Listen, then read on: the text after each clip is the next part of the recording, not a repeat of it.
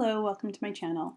My name is Wendy. I am a Canadian artist, illustrator, graphic designer, not really sure that I have a title, creative person, but I have decided that I would like to be known as more of an artist, and I really want to grow my artistic skills.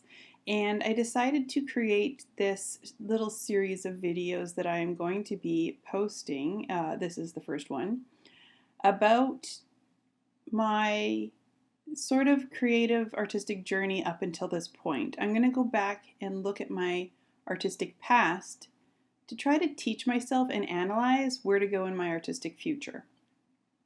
It wasn't until the age of around 12 or 13 that I realized myself that I could probably draw well. And that was when I first started to really take an interest in it. Up until then, it was just a thing I did. Like some kids play with blocks, I played with drawing things.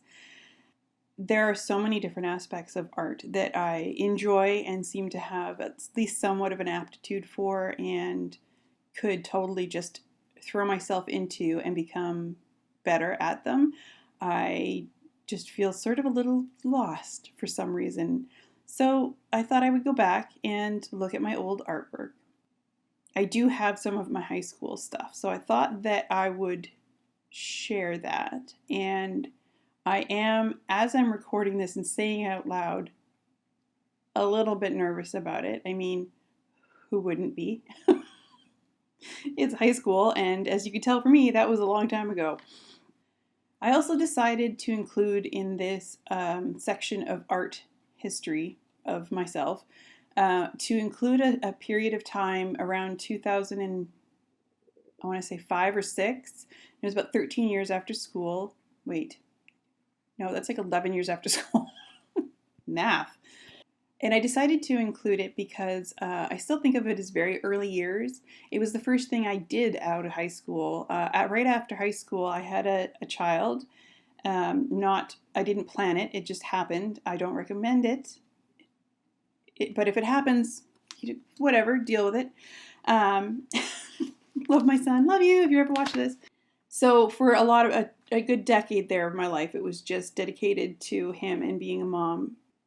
So enough chatting about what's going to happen in this video, and let's get on to the embarrassment that is looking at my old awkward high school cringy stuff. And yeah, really hope you enjoy it. Okay, here we go. I have to admit, I'm feeling mildly vulnerable as we dive into my cringy old high school art. I guess you could say this is where it sort of all began. I was always drawing when I was younger, but I was around the age of 12 or 13 when I finally realized I could actually maybe do it well. And so here's my high school sketchbook. This is this goes way back. My high school years were 89 to 93. So way back, probably some of you watching were not even born yet. So yes, a lot of this stuff is from, well, all of this stuff is from that era. And this was my high school sketchbook. One thing that I've never been good at is finishing a sketchbook ever. So this sketchbook, I believe, was the only one I had through, I might have had 2 all the way through all 5 years of high school, just because I never finished them. And of course, what teenage girl sketchbook wouldn't be complete without glittery hearts on the front? Okay, digging in, here we go. Yep, if that doesn't say late 80s, don't know what does. Oh wait, that one does. These were kind of my first just experiments. I was probably drawing these out of magazines or books.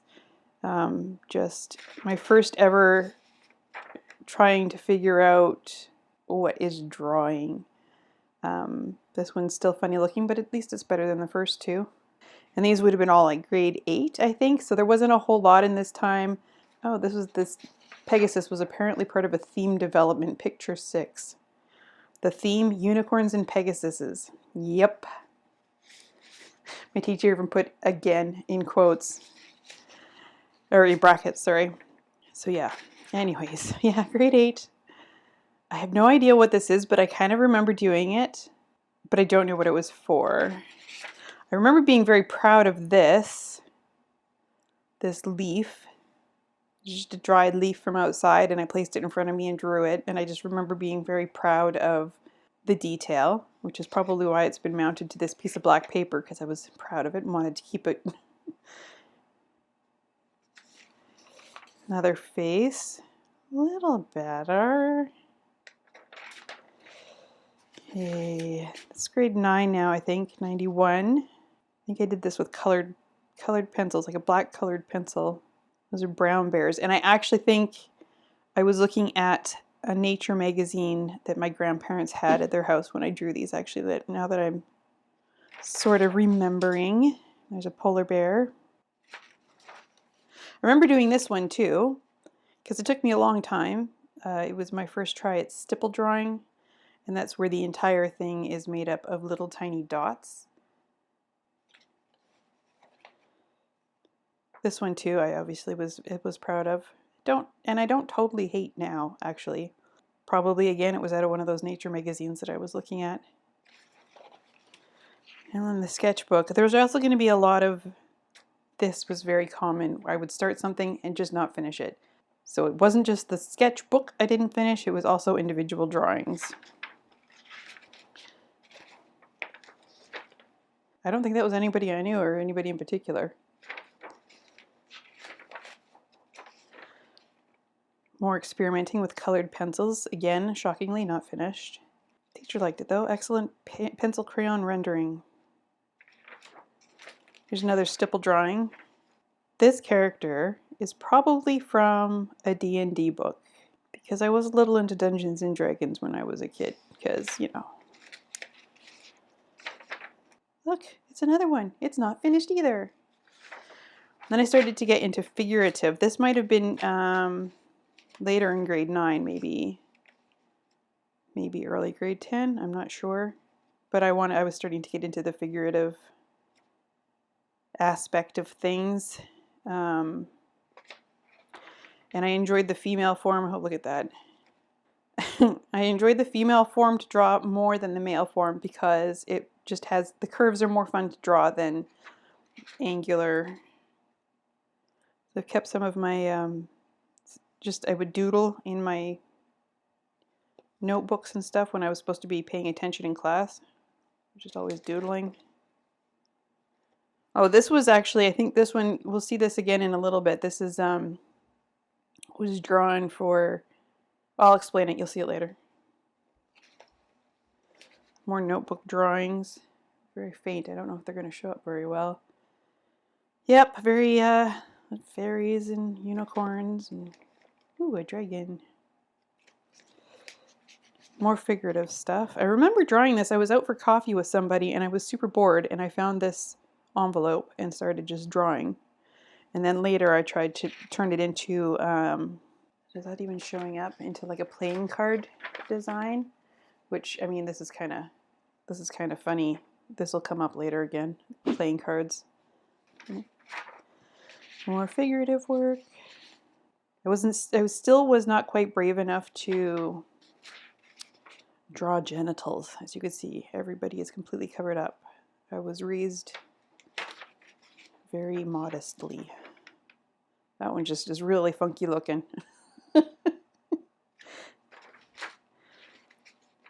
And look, another finished one, unfinished one, and that's it. That's it for the sketchbook. So, you know, 5 years worth of art classes. And that's it. That's all I managed to finish in the sketchbook. But I have other stuff that I have kept. Okay, here's some other stuff. There was a couple, these are in my, I think probably my senior years. So 93, 94, 92, 91. Okay, so these ones are still earlier. 91, another colored pencil. This really bugs me, this piece. I have no idea why I was proud of it, why I've glued it to this black piece of paper, or why I've kept it. It bothers me. And then around this, so this one's marked at 92. And so I think that this was the first time I ever experimented with watercolors. And I remember this picture was actually on the front of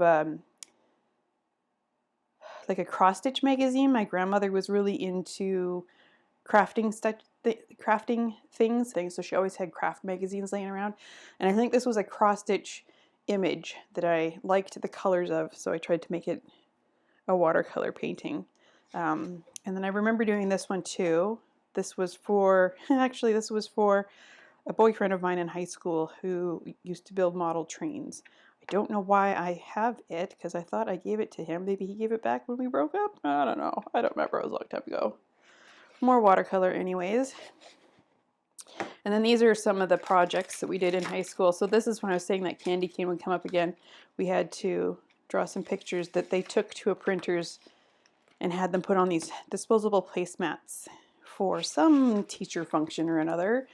And one of the ladies at the function grabbed a few of them and sent a note to my art teacher, just saying that people really liked them and that people were taking several of them home. So she thought she'd send them some back to the teacher so that she could pass them on to me. This is Thank Wendy for me. I remember thinking that was super cool. This is the first time I've ever seen anything I drew or created on, I guess, like a product, even though this is just a disposable paper placemat. It was the first time I'd ever seen anything of mine used like this. And the fact that someone else that I didn't even know had taken the time to write a note and send me some copies was very, very cool. So that's why I kept those, because that was very cool. We also did this calendar. All the kids in my class did different pieces. This is not my artwork. This was by a girl whose name is Michelle, and I loved her work. I was always jealous of her work. But this one was mine. Man, the patience I had to sit and just draw, because this is all just like probably one of these Pigma micron pens. Sorry, I bumped the camera. But this whole thing was done that way. There's no way I would have the patience to sit and do this now. I would definitely be looking at a faster way to get more quickly expressive, I don't know, shapes and gestures instead of all of these little tight lines. It was used again in the calendar itself. There it is for October. But yeah, I kept one of those, because why wouldn't you? This is another strange. Now I'm going to have to just take a video or some pictures and put this up on screen, because I'm not going to be able to open this. This is actually an umbrella, and my teacher had bought a whole bunch of these white umbrellas. This is in 92, so this would have been grade 11. Maybe no, it was probably grade 11. Anyway, she bought all these umbrellas, and our class projects were to paint them. And I couldn't just be simple and paint some cool design. I actually painted every single panel of my umbrella with a different scene, and then tried to connect each scene together so that they would roll, you know, one character after the other all the way around. So yeah, I'll take a picture of this, well, a video, I guess, and rotate it around, and you can see it all. But this took me for frickin' ever. I remember that. I'm actually a little surprised that it's not completely destroyed and that I still have it, but I do remember it taking me absolutely forever. Okay, and these ones here might be too big for this camera too, so I will maybe pop them up. Let's see if I can zoom out here. But I do remember doing these, and our teacher, and I don't think it was my normal teacher that we had. I think it was a different teacher, and she would just bring in stuff and set up a still life for us, and we'd draw it. But I mean, I still like skulls, so someone wasn't too bad. I mean, obviously, I think I could do better now, but yeah, it's like a 15-year-old. I think it was okay. Sorry, bump the camera again. And then this one, Pastels. So the other one I think was Conte. This one's Pastels. I still to this day don't really like pastels. They're too messy for me. Some people love them. I don't. And then I have a few paintings that I did. And again, I'm going to stick some full-size pictures up on screen so you can see them. What's funny about these two paintings that I'm going to show you next is there was that girl actually on the cover of the calendar, Michelle, the one that I was very, very jealous of her work. Her two pieces that she did, because I think we did these out of like just vases of flowers that were brought in, and then we just like zoomed in and painted them. She did almost the exact same ones with me as me, almost this exact same color palette, but hers were super soft and delicate and pastel-y looking. And I remember being so jealous because I thought that they were way, way more beautiful than mine. But I still have these. I have no idea what kind of flower this yellow flower is. And the background, I was playing with complementary colors in the background. I don't think it's going to really show up too much. It's actually a very, very deep purple. So of course the purple and the yellow. I just liked the way the colors make each thing pop. And then the next one is obviously a tiger lily, and I tried to thin the water or thin the paint with water to get that transparent flowy water look. I now know about things like medium and things that would make such a thing easier to do, but these are just high school things. Every now and then I consider painting over these, but then I'm also thinking, well, I could just, it's a reminder of where I came from, right? So I'll never hang them or put them up. They're just forever going to be these 18 by 24 canvas panels that I carry around with me until I die, and then my son has to toss them out. But yeah, the next one is like super, super embarrassing. The high school project was to pick painting from an artist from history, and I picked Matisse painting called, it was either called The Dance or Dance, I'm not 100% sure, and it was of 8 figures, I think 8 figures maybe, so it's a few figures anyways, 6, 5, I don't know, dancing, presumably on a hill. The background was very simple, just green and blue, and the figures, what it bothered me about it was the way the figures were drawn.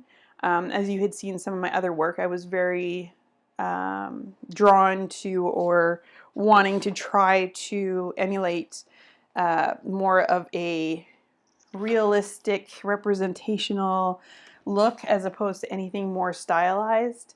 And I remember looking at this painting in this art history book and thinking to myself, how is this guy famous? Like, he can't even draw people. The things that teenagers think. But anyways, this is my interpretation of that drawing. So I definitely tried to do better with the figures, or what in my mind at the time I thought was better with the figures. And obviously you could see I wasn't 100% successful. I was also, again, still too shy or nervous about painting in the genitals. And I think I ran out of time, which is why they have no faces or hair. I think I just ran out of time and needed to get the project done. But yeah, this one I should definitely paint over. Okay, moving on to my second chunk of early days. We are actually 13 years past high school, but like, I had never forgotten about art. I just had other things going on in my life, being, a young mom and single for many of those years. Focusing on my art was a luxury I could not afford at the time. But now, 2005, 2006 is when I started to get the itch again to be creative and make art. This is also around the time that I decided to go to graphic design school. And I don't know if I went to the design school and it triggered the creativity to draw, or if I was drawing, but then like this is the kind of stuff I was drawing and I'm like, well, I can't make a living out of this, but I could go to graphic design school. I actually think that was probably the order in which it went. But anyway, so that's was also going on at the time that I was working on these. And also around this time, as you could tell by a lot of my designs, I was heavily influenced by tattoo designs. I still do enjoy tattoo designs. I like the bold colors, I like the shapes, the outlines. I find I like to look at them. So anyways, at this point in time, I was not into painting at all. These are all colored pencil and ink. But yeah, just a bunch of random sort of doodly designs just to get the urge of making things. And I was experimenting with, because I still really enjoyed doing realism, I wanted to combine realism with like a tattoo style, but I am not a tattoo artist. So this it didn't work for me. Anyways, but this is where my mindset was at the time when I was taking these like very pretty, delicate, natural looking things, and I'm like, oh, I'll just add a black outline and then it'll be like a tattoo. No, that's not how it works. But I did have a lot of fun with colored pencils, and it was just fun to sit and doodle these things without, I don't know, any expectations, I guess. Oh, here's my horrible, sad attempt at a pinup girl, a painter pinup girl. I worked as a commercial residential painter for 5 years or so, and I was no longer working in that industry, but was getting back into tattoo, and this is like kind of, I don't know. There you go. It's not good. Hummingbirds. I was very much into hummingbirds. For a while there, I was thinking that the hummingbird was going to be like my logo. Swallows also. There's a phoenix. So this reminds me of my high school ones where I was doing the complementary colors. I've got the green and the red and the blue and the orange in there. And then of course, because of the time that we were at, tribal tattoos were popular. So of course I had to try to tribalize some of my designs. Thank God I didn't get that tattooed on me. Is another hummingbird. I think this is around the time that I was starting to play with stylizing the hummingbird to make it sort of a logo. I think I read like an airbrush magazine or something where they were talking about chrome effect. So out came my colored pencils and I started doodling around with chrome effects and trying to get chrome in just a black and white ink. And there's a chrome hummingbird, which I really truly thought might be a logo someday. Anyone out there who's trying to decide on what a logo should be for their company, this is a horrible idea. Don't do this. Okay. Portrait. Not that awesome. This next one, I can't even believe. Okay. This next one is my one and only attempt at trying to draw an anime character. I failed. I guess I totally didn't get it, but I was like, it needs a big head and it needs big eyes and it needs a small little mouth. But I don't know, it looks really creepy, actually. That looks really creepy. And that's it for the sketchbook. The rest of this is just from when I was in graphic design school. So it's just sketching out ideas, thumbnails for brochures and whatnot, projects that I had going on. And then I just had a few other pieces in this short little inspiration period. Again, all colored pencil. I didn't have any paints at this point in time. Yeah, I hadn't really gotten into fine art per se with the painting and everything, but I did have that big box of colored pencils that I had from high school, and so I had pulled those out because it was, I think, the only thing I had at that time.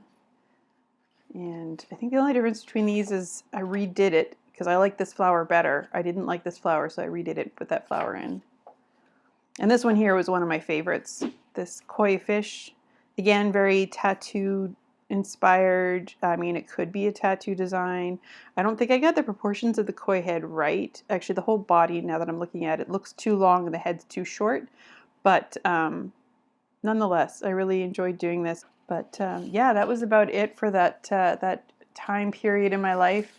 And then again, life got back in, I guess, the way again. And I was really focused on my graphic design career and trying to get better at graphic design in general. So I would spend a lot of my time when I got home, instead of drawing, I was practicing on the computer, or I was watching videos on graphic design or things like that. And that's kind of where things went. And I didn't pick anything back up again until around 2011, 2012. That is it for my early years of art. So there it is.